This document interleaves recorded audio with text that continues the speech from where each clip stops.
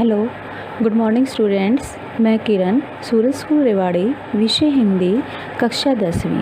बच्चों, आज मैं अपनी पाठ्य पुस्तक क्षितिज गद्यखंड का पाठ नौबत खाने में इबादत का सार करवा रही हूँ। इसे आप ध्यान से सुनिए और समझिए। इस पाठ के लेखक हैं यतीन्द्र मिश्र। लेखक ने इस पाठ में सुप्रसिद्ध शहनाई वादक बिस्मिल्लाह खां के जीवन एवं उनके शहनाई वादन कला के विभिन्न पक्षों का सजीव उल्लेख किया है। सन 1916 से 1922 के आसपास का समय था जब 6 वर्ष का अमीरुद्दीन अपने बड़े भाई शमशुद्दीन के साथ काशी में अपने मामूजान सादिक हुसैन और अलीबख्श के पास रहने के लिए आया था। इनके दोनों मामा सुप्रसिद्ध शहनाई वादक थे। वे दिन की शुरुआत पंचगंगा घाट स्थित बालाजी के मंदिर की ड्योढ़ी पर शहनाई बजाकर किया करते थे। उस्ताद बिस्मिल्लाह खां का बचपन का नाम अमीरुद्दीन था। इनका जन्म बिहार के डुमराव गांव में हुआ था। वैसे तो डुमराव और शहनाई में कोई विशेष संबंध नहीं है, लेकिन डुमराव गांव में सोन नदी के किनारे पाई जाने वाली नरकट नामक घास से शहनाई की रीढ़ बनाई जाती है, जिससे शहनाई बजती है।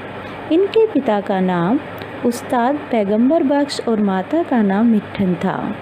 अमीरुद्दीन 14 वर्ष की आयु में बालाजी के मंदिर में जाते समय रसूलन बाई और बतूलन बाई के घर के रास्ते से होकर जाते थे।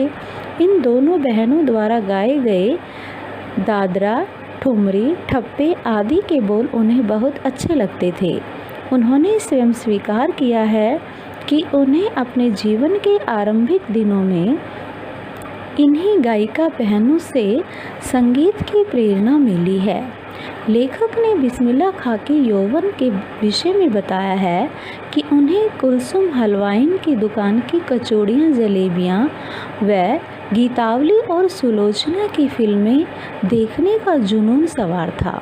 वे बचपन में मामू, मौसी, नाना से पैसे लेकर घंटों लाइन में खड़े होकर टिकट हासिल करके फिल्म देखने के लिए जाते थे।